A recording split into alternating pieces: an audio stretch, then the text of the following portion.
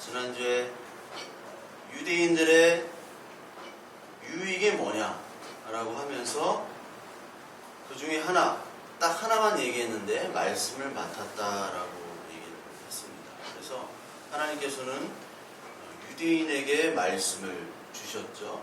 유대인에게 말씀을 주셨고 그 유대인에게 이스라엘에게 하나님의 임재를 경험토록 하게 했어요. 그런데 그 하나님의 말씀을 다 지키지 못했죠. 그래서 유대인의 유익이라는 것을 바울이 얘기하면서 이 유익에 중점이 둔 것이 아니라 사실은 유대인들이 하나님의 말씀을 받았음에도 불구하고 그것을 듣지도 않고 지키지도 않았던 것을 이 바울은 얘기하려고 하기 위한 거였습니다. 그 로마서 9장 4절부터 6절까지를 보면은 그들은 이스라엘 사람이라 그들에게는 양자됨과 영광과 언약들과 율법을 세우신 것과 예배와 약속들이 있고 이런 말씀이 있어요.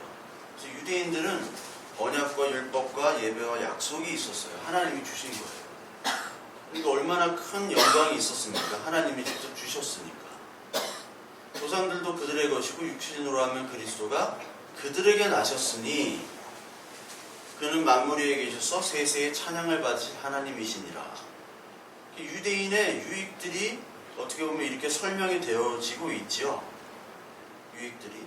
그런데 6절부터 9장 6절부터 하나님의 말씀이 폐하진 것 같지 않도다. 이스라엘에게서 난 그들이 다 이스라엘이 아니요. 또한 아브라함의 씨가 다 그의 자녀가 아니라 오직 이삭으로부터 난 자라야 내 씨라 불리리라 하셨느니. 이런 말씀이 있단 말이죠. 여기서도 바울은 유대인들, 이스라엘 백성들은 이러한 영광과 언약과 율법들 이것들을 주셨음에도 불구하고 다 이스라엘 백성이 아니다. 다 아브라함 자녀가 아니다. 이거 있다고 해서 아브라함 자녀가 아니라 아브라함이 이삭으로부터 난 자라야 그 씨여야지만이 이스라엘 아브라함 자녀다라고 얘기를 하십니다. 그래서 갈라디아에서 보면 아브라함의 자녀가 이삭이 있고 하갈에서 난 이스마엘이 있죠. 그래서 갈라디아에서 보면은 하갈로부터 난 이스마엘은 뭘로부터 났어요? 뭘로부터 났다고 얘기합니까? 예? 육체로부터 났다고 그러죠? 육체. 그리고 사라로부터 난 이삭은 뭐로부터 났다고 그랬어요? 갈라디아에서요? 네? 코 벌렁벌렁한 점 뭐예요? 약속. 네? 박신양 전도연 주연의 약속. 그러니까 여러분 로마서를 볼 때는 꼭 갈라디아서랑 같이 봐야 돼요. 로마서를 볼 때는 갈라디아서랑 같이 봐야 돼요. 그러니까 육체로부터 지난 시간에도 이스라엘 백성을 육체로부터 난 이스라엘이냐 그리고 육체의 할례가 아닌 마음의 할례를 받은 이스라엘이냐. 그래서 육체로부터 난 할례를 받은 사람들은 진짜 유대인이 아니라 마음의 할례를 받은 사람이 진짜 유대인이라고 그랬잖아요. 신명기 4장 32절부터 39절에도 하나님이 이스라엘 백성에게 이러한 엄청난 다른 족속들이 경험할 수 없는 하나님의 경험을 주셨다. 말씀도 주시고 이 얘기가 그대로 나와요. 그게 이스라엘에게 어떻게 보면 유익이 될 수 있으나 하나님의 백성이 완전히 되는 것은 이걸 받은 게 문제가 아니라 그 마음에 하나님이 임재해서 우리의 육신들 자랑할 수 있는 것들을 다 깎아내어지고 오직 예수 그리스도 하나님만 드러낼 때 우리는 진짜 이스라엘이 되는 거다. 그거를 강조하는 겁니다. 그런데 그 말씀을 받음에도 불구하고 이스라엘 백성들은 듣지도 않고 말씀을 지키지도 않았다고 그랬죠. 그러면서 3장 3절에 그 말씀이 나오는 거예요. 어떤 자들이 믿지 아니하였으면 어찌하리요? 그 믿지 아니함이 하나님이 미쁘심을 해야겠느냐.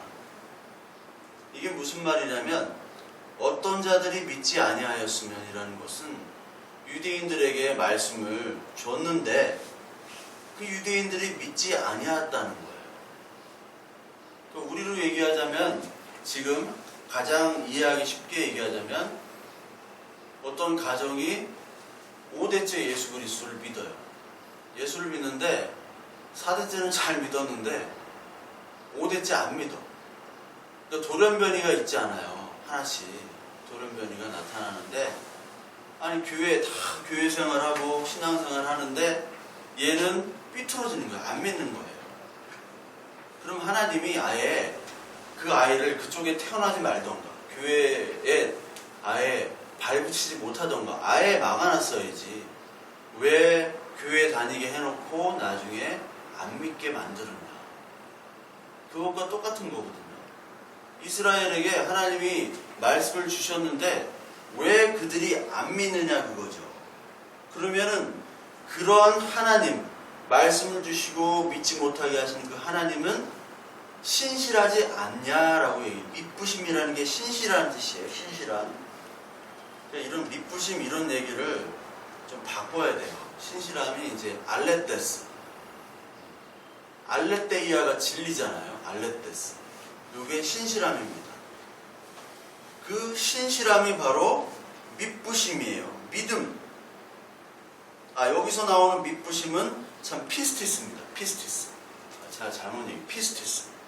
피스티스는 믿음이란 뜻이고 또 신실하다는 뜻이에요. 알레테이아는 뒤에 나오는 참되다는 뜻이고. 그러니까 하나님이 신실하지 않느냐, 진정성이 없느냐 그 얘기입니다. 하나님은 왜 진실되지 않느냐라고 얘기하는 거예요.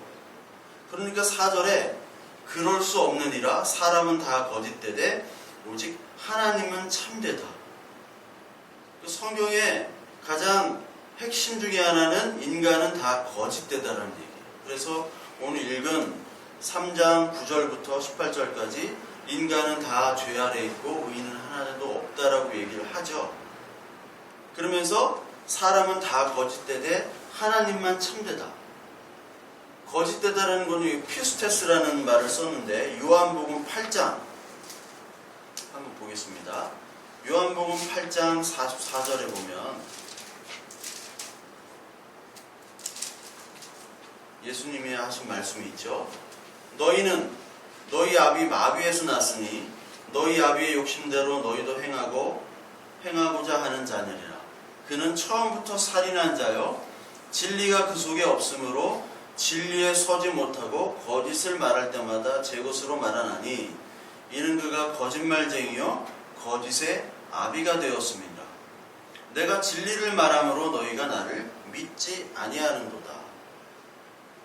이게 바리새인에게 하는 말인데 이 바리새인은 다른 게 바리새인이 아니라 우리 예수 그리스도가 없는 모든 인간들은 사실 바리새인입니다. 왜냐하면 바리새인들은 자기를 자랑하잖아요. 예수 그리스도가 없는 사람들은 다 자기의 것들, 자기의 소유, 자기의 자랑할 수 있는 것들을 다 자랑하고자 사는 사람이에요. 그러니까 다 바리새인들이죠. 그러니까 그 바리새인들은 다 거짓말장이라는 거예요. 거짓말. 그러니까 하나님이 없는 사람들은 거짓말장입니다. 하나님이 있는 사람들은 거짓말을 하더라도 거짓말장이가 아니에요. 이게 이해가 되셔야 돼요.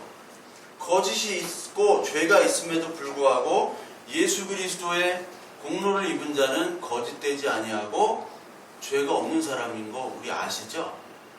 근데 종교생활을 하더라도 뭐 신앙생활이라고 하고 종교생활을 다 그렇다고 칩시다. 그런데 그렇게 하더라도 여기 안에 육신의 할례가 아닌 마음의 할례를 받지 못한 사람은 다 거짓이라는 거예요.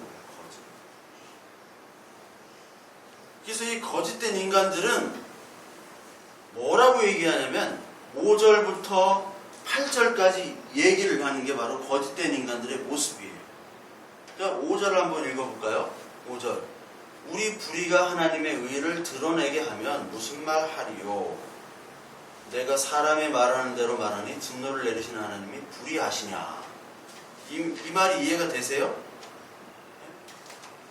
그리고 6절 만일 그러하시면 하나님께서 어찌 세상을 심판하시냐. 나의 거짓말로 하나님이 참되심이 더 풍성하여 그의 영광이 되었다면 내가 어찌 죄인처럼 심판을 받겠느냐. 이게 이해가 되십니까? 이게 무슨 말을 하려고 하는 건지? 그러니까 바울은 너희들은 죄인이었고 예수 그리스도를 통해서 그 죄가 사함 당해졌다. 그걸 얘기하고 있죠. 그러니까 너희들은 하나님께서 선악을 알게 하는 열매를 먹도록 이미 그렇게 만드셨다는 거예요. 그러니까 이 유대인들이 뭐라고 하냐면 하나님께서 유대인들의 지금 불만은 뭐냐면 그래 바울 네가 그렇게 복음을 전하는데 그 복음이 하나님의 말씀이 이 유대인에게 나왔다면 왜 유대인은 믿지를 않느냐. 그거죠.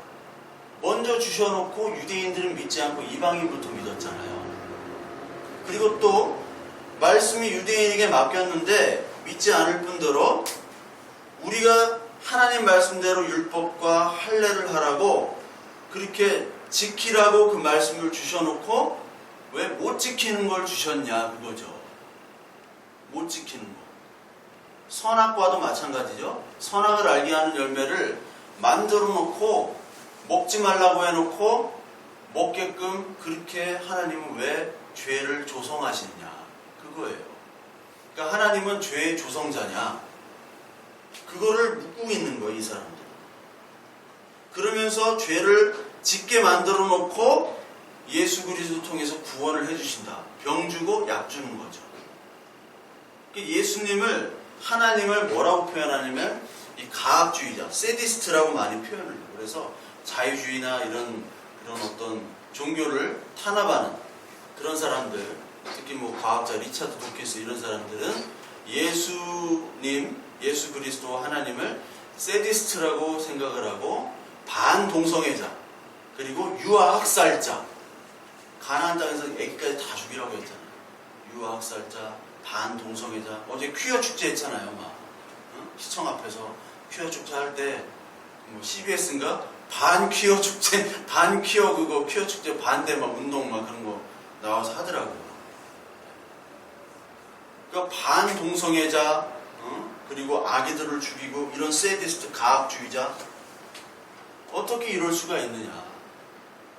그러면서 아니 그러면은 내가 죄를 졌기 때문에 하나님이 죄인을 위해서 하나님이 오신 거죠. 예수님이. 그래서 우리는 죄를 지을 수밖에 없다면 우리가 죄로 말미암아 우리의 거짓말로 말미암아 하나님의 참되심이 더 풍성해지지 않았냐. 이런 논리를 가지고 바울에게 던지는 거예요. 이해가 되시죠? 그러니까 죄가 풍성해야지 은혜가 풍성하단 말 있죠. 로마서 5장 맨 끝부분에 이따가 살펴볼 텐데 죄가 풍성해야지 은혜가 풍성하다. 죄가 더한 곳에 은혜가 더하리라. 그 논리로 지금 바울을 공격하고 있어요.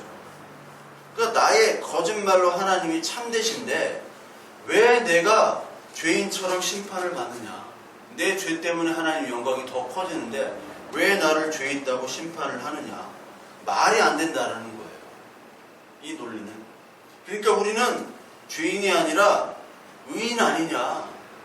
이게 바로 구원파의 논리입니다. 구원파. 구원파 애들. 구원파 아시죠? 구원파. 우리 정일이도 구원파에 있었잖아. 우리 다녔던 구원파가 이 권신찬이란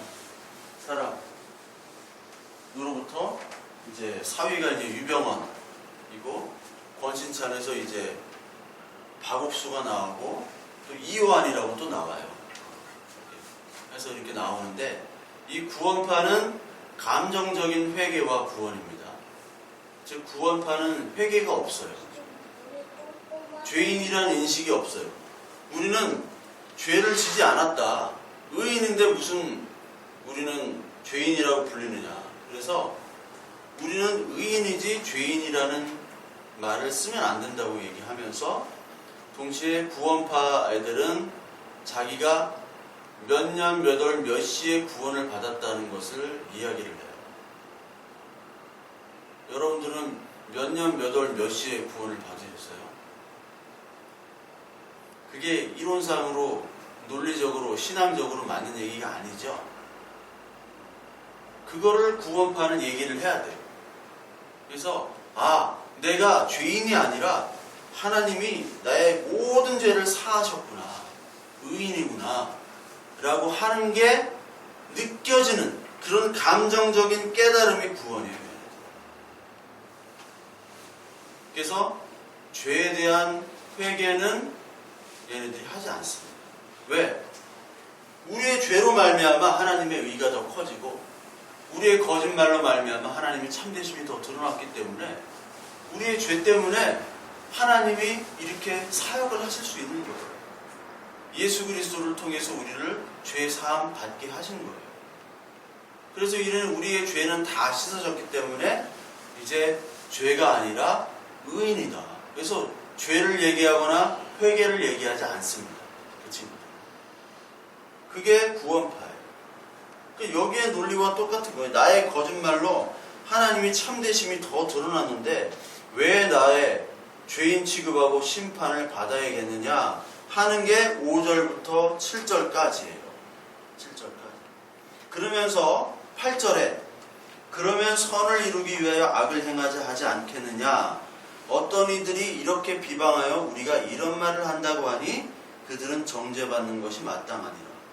또 이 사람들은 바울과 그 바울의 복음을 전하는 일행들, 그 사람들에게 이 바울과 이 사람들이 악을 행하자, 하나님의 선을 위해서 악을 행하자라고 이렇게 전하고 다닌다라는 거예요. 그러니까 바울은 오해를 살 수밖에 없었어요. 왜냐하면 이때 당시는 율법의 시대잖아요. 율법의 시대인데 예수님께서도 율법을 지키지 않으셨죠. 안식일도 지키지 않으시고, 그리고 안식일에 병자도 살리고, 그리고 밀도 이렇게 막 손으로 비벼서 먹고 그런 장면이 나오잖아요. 안식일을 지키지 않으셨어요. 근데 바울 역시도 율법이 아니라 하나님의 은혜, 예수 그리스도로 하나님의 은혜로 우리가 구원을 받는다는 것을 얘기해요. 그래서 율법을 완성하시고, 그리고 제사나 이런 모든 것들에 대해서 예수님이 이미 완성하셨다, 그렇게 얘기를 하는 것 자체가 이 사람들을 볼 때는 바울이 지금 죄를 범하고 있는 거예요. 그러니까 속된 말로 우리 교회에 지금까지 한국교회가 100년 동안 지킨 전통이라는 게 있잖아요. 전통 11조 주일성수로 대표되는. 근데 11조와 주일성수가 사실은 예수 그리스도로 다 이미 완결이 된 거거든요. 11조와 주일성수가. 근데 그거를 거부한다 했을 때는 그 사람은 이미 하나님의 사람이 아닌 걸로 교회 전통에서 배제가 되어버려요. 실제로. 그래서 11조와 주일성수가 없다라고 이렇게 얘기하는 분은, 제 신학교 때도 주일성수는 물론 예배 드리는 그거지, 그 교회에서 얘기하는, 한국교회에서 얘기하는 주일성수에 대한 그런 이미지가 아니라 예배를 드리는 그 한 날로 봐야 되는데, 그거를 신앙적인 양심으로 얘기할 수 있는 분들은 신학교에 있는 분들밖에 없어요. 왜냐하면 그걸 이제 얘기한다고 해도 큰 지장은 없어요. 없기 때문에. 제가 신학교 다닐 때도 교수님들이 많이 얘기했어요. 11조는 이게 다 완성된 건데 신앙적으로 잘못됐다. 우리 이 과장님도 우리 11년 전에 신방에 갔는데 이 과장님이 책을 하나 던져줬잖아요. 11조는 없다. 책. 그게 이제 리트머스 시험지 아니야. 이 목사가 진짜인지 가짜인지 던졌잖아 나한테. 11년 전이에요 벌써. 근데 없다고 얘기했잖아요. 그때부터 진짜 목사가 어떻게 됐는데, 이 과장님이 던져줄 때 어떻게 이런 걸 던지는 친구가 있지? 그때 권사님이 얘가 또 이렇게 문제라고 막. 11조는 없는 거예요. 없어요. 11조는 다 완성이 된 거예요. 그런데 11조가 없기 때문에 무섭다고 한 거잖아요. 없기 때문에. 야, 네가 양껏 해. 네 마음에 우러나는 대로 충성해. 그 말이 더 무서운 거거든요. 11조는 10%만 딱 하면 돼요. 근데 10%만 하자는 얘기가 아니잖아요. 100을 하라는 거예요. 100을. 하면서 나는 부족하구나. 그걸 느끼라는 거예요. 하나님께서 유대인에게 말씀을 주신 것도 하면서 말씀을 지키면서 이건 도저히 되진 않는구나. 도저히 내가 지킬 수 없구나 해서 은혜밖에는 없구나 라를 깨닫도록 하나님의 말씀을 주신 거예요. 그 대표적인 민족이 바로 유대인이었고요. 근데 그걸 자랑 삼아 여기다가 그걸 다 지킨다고 했다가 하나님의 저주를 받는 백성이 되어버렸죠. 유대인. 그게 다 지킬 수 없어요. 이게 다. 요즘 계속해서 원불교 교무님한테 자꾸 전화를 받는데 성경의 멘토가 되어달라고 이렇게. 사실 교무님이라고 하는 건 담임 목사님입니다. 우리도 얘기하는 담임 목사님. 그분 이제 영상도 보고 이렇게 했는데 그분이 이제 이렇게 원불교와 불교에 대해서 되게 많이 얘기해 주시고 저도 이제 이 성경 말씀을 얘기해요. 그분이 성경을 읽으시면서 이해가 안 되는 부분들을 이렇게 저한테 물어보시고 제 설교를 들으면서 이렇게 이해가 안 되는 부분들을 이렇게 물어보고 계세요. 본인은 이제 그 원불교 교당에 있을 때 찬송가를 맨날 틀어놓고 계시대요.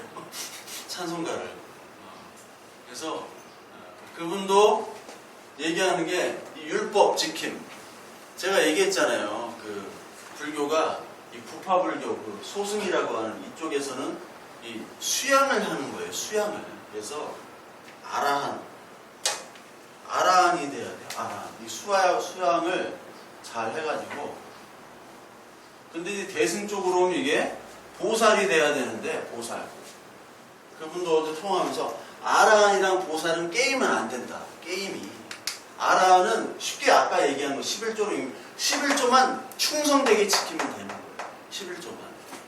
근데 우리 사람들이 11조만 잘 지키면 칭찬받죠?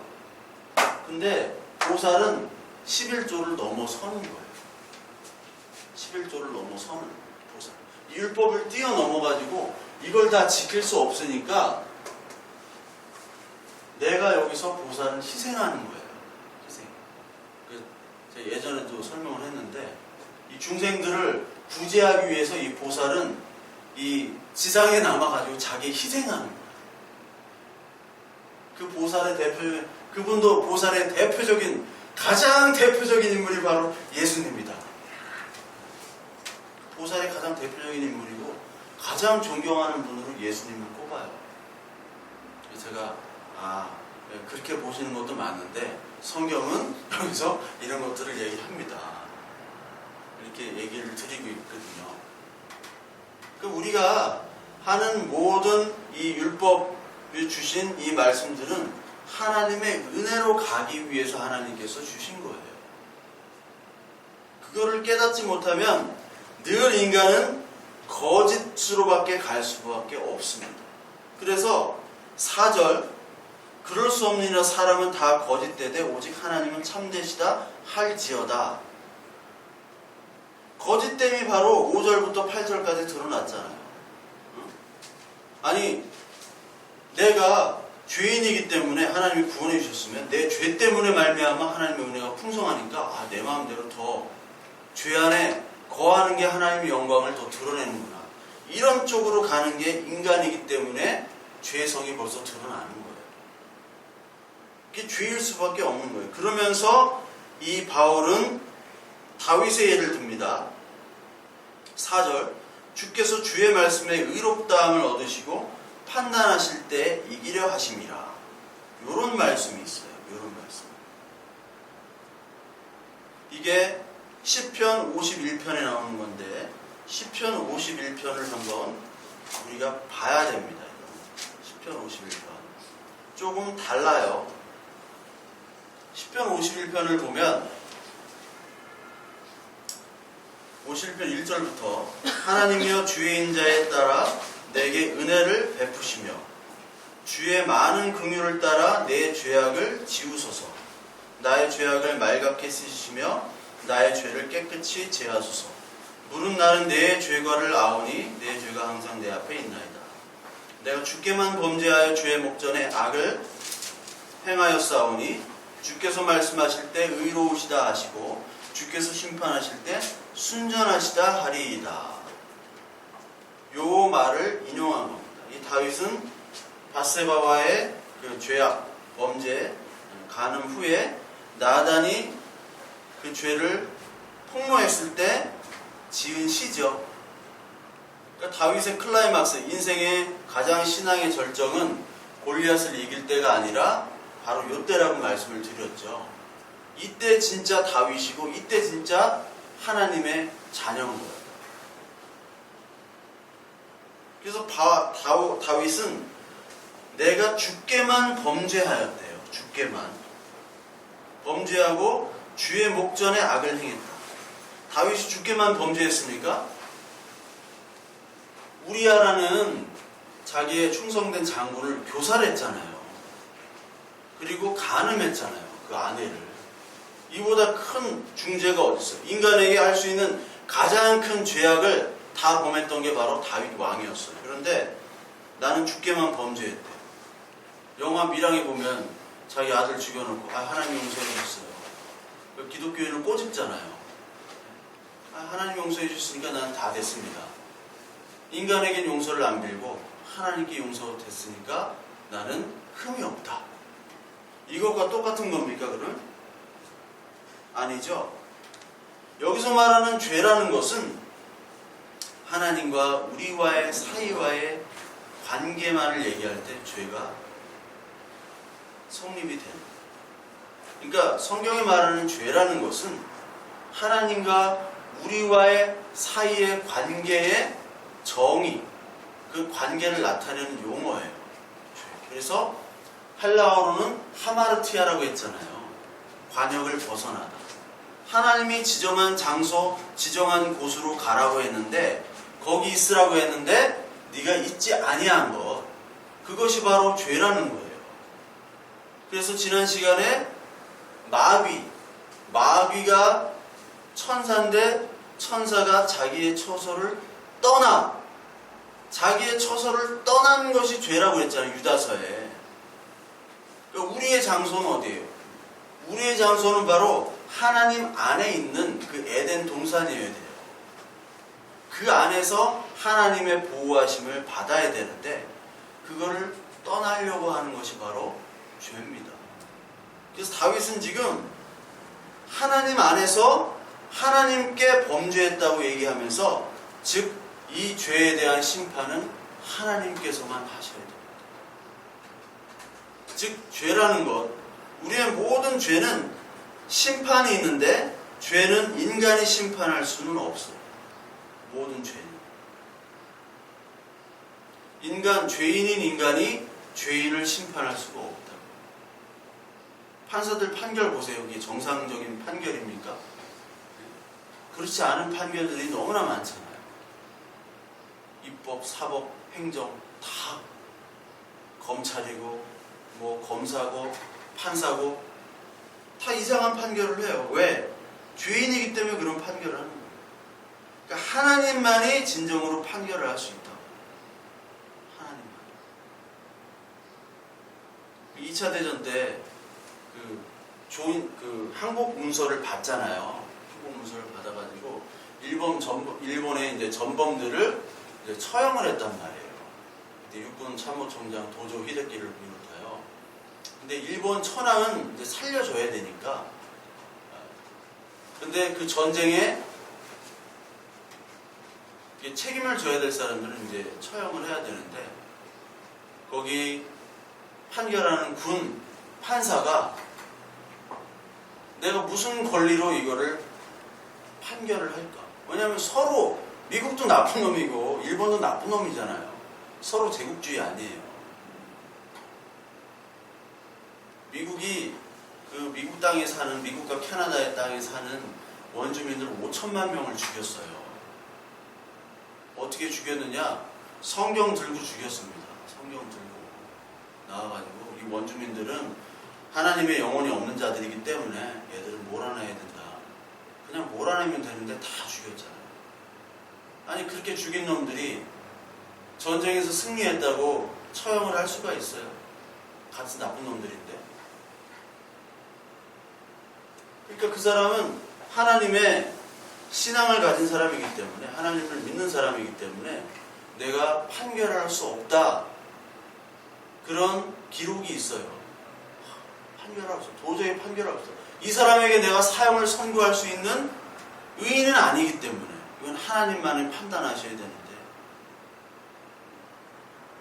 인간은 다 그러죠. 인간을 서로 범죄하지만 하나님께만 심판이 있다는 것을 얘기하는 게 바로 내가 하나님께만 범죄했다는 거예요. 그러면서 주께서 말씀하실 때 의로우시다 하시고 심판하실 때 순전하시다. 여기 순전하시다는 것은 깨끗이 씻어주신다는 얘기예요. 깨끗이 씻어주신다. 원어로 보면 깨끗하게 씻어주신다. 즉 내가 죄를 범했지만 예수 그리스도의 피로 내가 깨끗이 씻어지는 사람이다. 이게 바로 참된 사람이고 이게 의인이라는 거예요. 즉 우리는 하나님 예수 그리스도가 없으면 우리는 아무것도 아니에요. 죄인일 수밖에 없는 사람들이라는 거예요. 그것을 다윗을 통해 보여주셨어요. 다윗은 사울이 자기를 죽일 때도 2번이나 죽이려고 했는데, 죽일 수 있는 기회가 있었는데 다윗은 사울을 2번이나 죽이질 않았습니다. 그렇죠. 그래서 주변에 있는 그 신복들이 다윗을 존경했어요. 지금 사울을 죽여야 됩니다 하니까 이건 하나님이 판단하실 일이다. 이때 사울을 죽이지 않으면 다윗이 죽잖아요. 근데 그 모습을 보고 얼마나 신복들이 감동했습니까? 그랬던 다윗이에요. 거기다가 다윗은 재주도 많았죠. 얼굴도 잘생겼죠. 골리앗도 이겼죠. 민족의 영웅이었어요. 민족의 영웅. 근데 하나님은 민족의 영웅을 간음자, 살인자, 범죄자로 만들어 보시잖아요. 인간으로 볼 때는 굉장히 손해라고 말씀을 드렸죠. 그러나 하나님이 볼 때는 진짜 다윗을 만들어가는 거예요. 저와 여러분들이 이렇게 다윗을 만들어가는 것이 하나님의 은혜다, 하나님의 사랑이다라고 얘기할 때 그것이 바로 신앙 고백입니다. 근데 바리새인과 이 세상 자신의 자존심과 자신의 명예를 끝까지 지키려고 하는 인간들은 그 하나님의 은혜를 거부합니다. 죄의 폭로가 하나님의 은혜인데 이 하나님의 은혜를 거부해요. 그것이 바로 독사의 자식들이에요. 누가복음 3장 7절부터 8절에 보면 독사의 자식들아 누가 너희를 가르쳐 임박한 진노를 피하려 하더냐. 회개에 합당한 열매를 맺고 속으로 아브라함 조상이라 생각하지 말아라. 니들이 아브라함 조상이라고 생각하지만 아브라함 조상이 아니야. 니들은 마귀 자식들이야. 왜? 죄가 폭로가 됐음에도 불구하고 하나님의 은혜, 하나님만 매달리지 않기 때문에 그래요. 바울이 의인이었다는 것은 하나님의 은혜에 매달린 사람이에요. 그게 왕이었고 골리앗을 무찌르고 사울을 살려주고 그게 의인이 아니에요. 그런데 많은 교회와 많은 교인들이 이거를 모르고 의인을 뭐라고 평가해요? 밥 잘 사주고 예배 잘 참석하고 잘 나눠주고 인간미가 있고 이런 사람들을 하나님이 쓰시는 사람이라고 생각하는 천만의 말씀이에요. 천만의 말씀. 페이스북에 어떤 분이 오정현 목사, 교수님입니다. 신학교 교수. 오정현 목사에 대해서 글을 썼는데 오정현 목사는 왜 회개를 하지 않을까? 이렇게 써놨어요. 자기가 예전에 전도사 때 해외 공부할 때 그 오정현 목사를 만났대요. 그래서 만났는데 자기가 이제 무명의 전도사 아닙니까? 해외에서 공부하는. 외국에서 공부하는 게 쉽지가 않아요. 뭐 돈이 있으면 몰라도 돈이 없는 사람들은 정말 힘듭니다. 근데 자기를 말로도 위로해주고 이렇게 뭐 돈도 주고 그랬대요. 얼마나 훌륭한 사람이에요. 그렇죠? 돈도 주고 모르는 사람 돈도 주고 위로도 해주고 잘 될 거야. 격려도 해주고 기도도 해주고 얼마나 좀 감동하죠. 근데 그 교수가 얘기하는 게 인격과 베푸는 거는 다르고 신앙도 다르다. 그걸 확실히 느꼈다.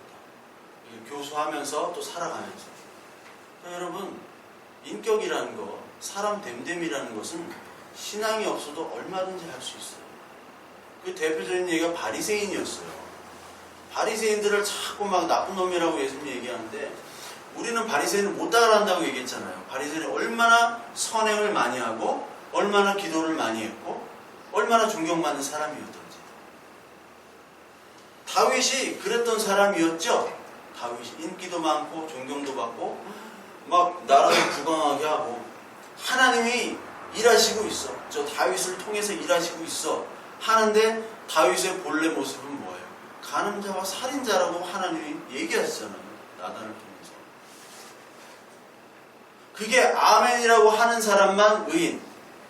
그게 아닙니다라고 하는 사람이 죄인이에요. 그러니까 그 교수가 볼 때 오정imo서 베풀고 잘해요. 큰 교회 목사님들 선교지 나가면요. 어떤 목사님이 있어요. 제2 목사님. 내가 들었어. 선교지 나갈 때 봉투를 이만큼 갖고 왔는데 그래서 거기다가 20만원, 30만원씩 해서 막 뿌린대요. 선교사님한테. 쓰시라고. 얼마나 좋습니까? 근데 그 인간은 아직도 회개를 안 하고 있어요. 그렇게 성폭행을 해놓고 아직도 제2 목사님. 홍대에서 이렇게 다시 하시는. 그렇게 해가지고 선교사님들이 그렇게 마음에 하시면 사지만 정작 자신의 폭로가 됐을 때는 아 내가 잘못했습니다 하면 의인이가 되는 거예요. 간단한 거예요. 간단해. 우리 오 목사님도 내가 잘못했습니다. 내가 다 은퇴합니다 하면 의인이에요. 내가 잘못했으면 은퇴합니다 울면 교인들이 막을걸? 다 없던 걸로 합시다. 그럴걸요? 우리 한국교인들은 워낙 착해서. 근데 악어의 눈물도 있어. 조심해야 돼. 악어의 눈물을 이용하는 사람이 있어. 아주 정치꾼들. 그러니까 하나님께서는 우리가 죄가 있든지 없든지 나쁜 놈인지 착하든 놈인지 뭐 헌신을 하든지 상관없이 하나님의 신실하심은 변하지 않는다는 거예요. 우리가 막 의를 하고 헌신을 해가지고 하나님의 일을 한다? 천만의 말씀이에요. 내가 없으면 이게 다 안 됩니다. 하나님 나를 사용하여 주시옵소서. 저를 요셉처럼 모세처럼 다윗처럼 사용하여 주시옵소서. 이런 사람들 되게 많아요. 막 기도하면서 저를 대통령에 오르게 하여 주시옵소서. 그런데 하나님의 영광을 위해서 세례 요한처럼 야곱처럼 순교하게 하여 주시옵소서. 이런 사람 없거든요. 다 도둑놈 심보야. 올라가겠다는 거야. 총리가 되고 대통령이 되고. 인간의 노력에 하나님의 신실하심은 변함이 없어요. 인간이 노력하건 안 하건 상관이 없다는 거예요. 하나님은 그냥 끌고 가시는 거예요. 하나님의 섭리와 경륜을 그냥 밀고 가시는 분이에요. 그래서 로마서 9장 10절을 보시면 아까 나온 얘기입니다. 리브가가 우리 조상 이삭 한 사람으로 말미암아 임신하였는데 그 자식들이 아직 나지도 아니하고 무슨 선이나 악을 행하지 아니한 때에 택하심을 따라 되는 하나님의 뜻이 행위로 말미암지 않고 오직 부르시는 이로 말미암아 서게 하려 하사 리브가에게 이르시되 큰 자가 어린 자를 섬기라 하셨느니 기록된 바 내가 야곱은 사랑하고 에서는 미워하였다 하심과 같으니라. 그런즉 우리가 무슨 말을 하리요? 하나님께 불의가 있느냐? 그럴 수 없느니라. 이 말이 있죠. 우리가 볼 때는 하나님이 불의가 있는 거예요. 왜? 태어나지도 않았는데 내가 야곱은 사랑하고 에서는 미워했다고 얘기하는 거야. 이게 말라기서의 말씀이거든요. 말라기서 1장을 인용한 거예요. 우리가 볼 때는 하나님은 불의한 분입니다. 아니 어떤 사람은 정말 악을 행하는데 막 물질의 축복이 부어져. 근데 저 사람은 정말 의인인데 사고로 죽었어. 그런 일들이 얼마나 많아요. 너무나 많잖아요. 이번에 그 다뉴브강 얼마나 많이 죽었어요, 사람이. 근데 귀신은 뭐 하나 몰라. 저런 인간 안 데려가. 하나님 인간들은 안 데려가. 피부도 좋아. 90인데 막 얼굴에 윤이 나. 근데 거기에 그 배에 6살짜리 아기도 있었다잖아요.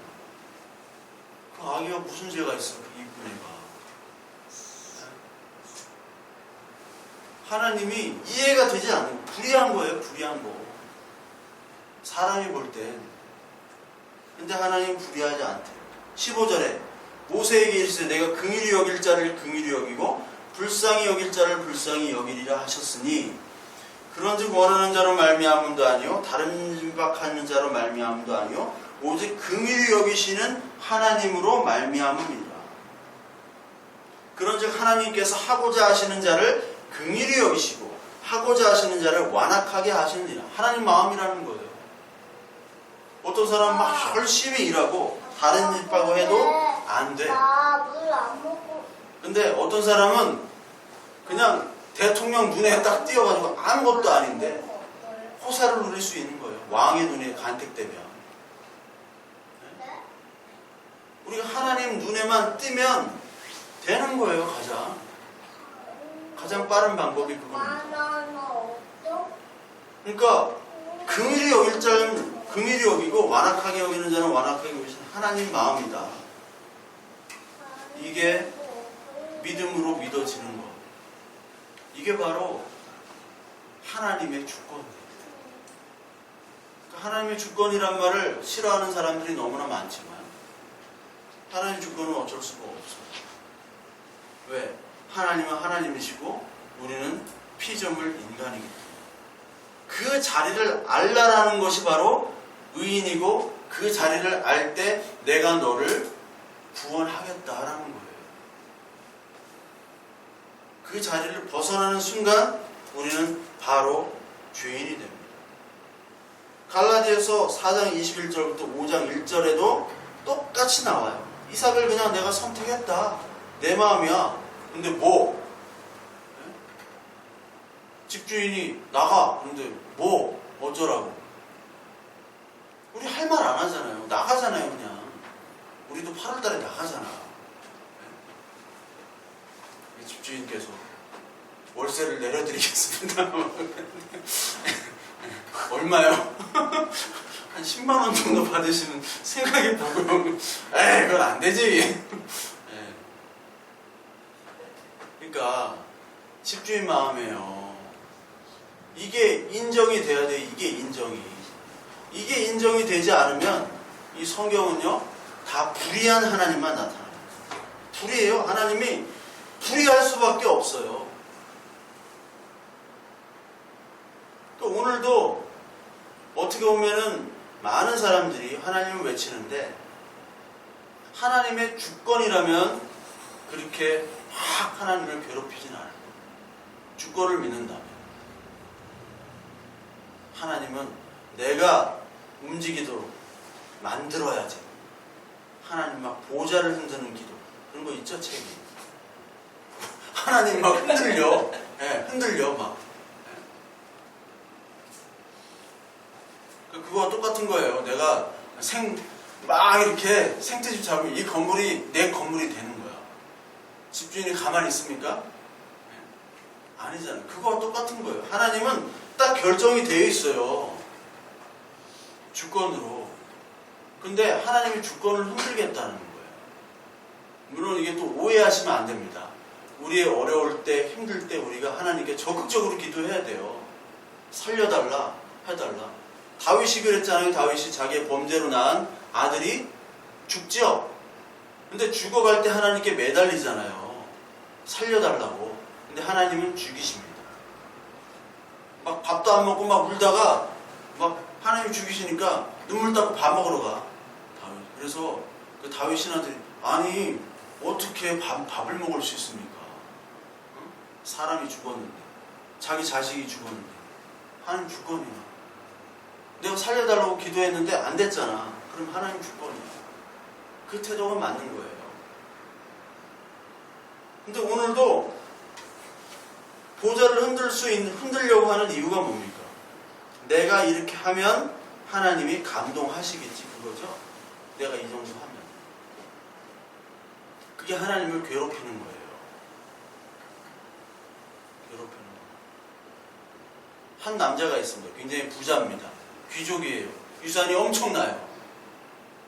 근데 그 남자를 따라다니는 여자 스토커가 있어요. 꽃단장을 하고 미용실에서 최고급 미용으로 받고 옷도 화려하게 입고, 그래서 그 남자를 계속해서 유혹을 해요. 그 남자에게 계속.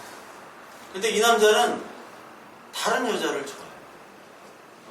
알통 이렇게 나오고 막 다리 막 알 베기고 막 얼굴 시커멓고 이런 여자를 더 좋아하는 거예요. 막 반일하고 막 도끼 가지고 장작 패고 막. 아니 그렇게 훌륭한 남자가 이상한 여자를 좋아하는 거예요. 얼굴 시커멓고 막. 그래서 왜 이런 여자를 좋아하느냐? 나를 좀 봐달라. 아니야, 나는 이 여자가 좋아. 그 내용이 성경의 아가서입니다. 아가서. 잠언 몇 마디만 봐. 현숙한 여인 막 아침부터 새벽부터 뭐 막 일하고 막 반 매고 막 팔이 두껍고 막 다리통이 이만하고 막 그런 여자를 현숙한 여인이라고 하잖아요. 그러면서 아가서가 솔로몬 왕이 그 얼굴 시커먼 그 여자를 좋아한다는 얘기예요. 근데 화려하게 입고 다니는 이 여자는 그 남자 스토커가 돼가지고 계속 괴롭히는 거죠. 나랑 결혼하자. 근데 결혼하자는 이유가 그 남자의 유산을 노리는 거예요. 이게 성경 전체의 내용이에요. 그래서 안 되니까 이 남자가 다른 여자, 말도 안 되는 여자, 쓰레기 같은 여자, 그지 같은 여자를 좋아하니까 이 여자가 야마 돌아가지고 그 남자를 독살하고 죽이는 거예요. 여자까지 죽이는 거예요. 이게 성경의 전체 내용이에요. 남자는 누구예요? 예수 그리스도. 시커먼 여자 누구예요? 우리 같은 죄인들, 바보 같은 죄인들. 근데 그 스토커 여자는 뭐예요? 자기 잘났고 외모적으로 훌륭하고 육체의 할례를 받은, 마음의 할례를 받지 못하고 육체의 할례만 받은 그 사람들이 예수 그리스도와 진짜 하나님의 자녀들을 죽이는 거예요. 그 내용이 성경 전체의 내용이에요. 그래서 내가 내 마음대로 할 거야. 내 마음대로 내가 좋아하는 사람 택하는데 네가 무슨 상관이야. 아무리 멋있게 꾸민다고 하더라도 아니잖아요. 이 사람이 아니면은 아니잖아. 요즘에 뭐 10번 찍어 안 넘어가는 여자 없다고 막 계속 찍다가 경찰서에 끌려가 스토커로 신고당하고. 오늘도 이 시간에 많은 사람들이 그 여자 스토커처럼 하나님께 지금 계속해서 달라달라 하는 거예요. 달라달라 하니까 하나님이 뭐라고 얘기해요? 시끄러워 이 새끼들아. 입 닫는 거죠. 그래서 말라기서 아모스서에 절기를 폐하고 내가 네 찬양을 듣지 않고 성문을 닫아버려라. 제발. 누구 있으면 문 잠궈버려. 오지 말도록. 예배당에 사람들이 많이 와가지고 오늘 하나님을 부르짖고 예배하는데 시끄러워 죽겠는 거예요. 막 하나님 괴롭힘을 당하니까. 그래서 야, 교회 문 다 닫아버려. 시끄러워 죽겠어. 나는 너희를 택하지 않았어. 네가 하는 기도 절대로 안 들어. 아무리 외쳐봐. 아무리 니들이 보좌를 흔든다고 해봐. 내가 까딱하나. 대신 그 하나님은 그 시커먼 거지 같은 그 여인을 택해서 신부로 삼는 겁니다. 그래서 인간들은 계속해서 하나님께 죄를 뒤집어 써요. 뒤집어 씌워가지고 왜 이렇게 내가 했는데도 안 해주느냐. 그게 율법적 유대인의 모습이에요. 왜 내가 이렇게 했는데 하나님은 안 들어주셔.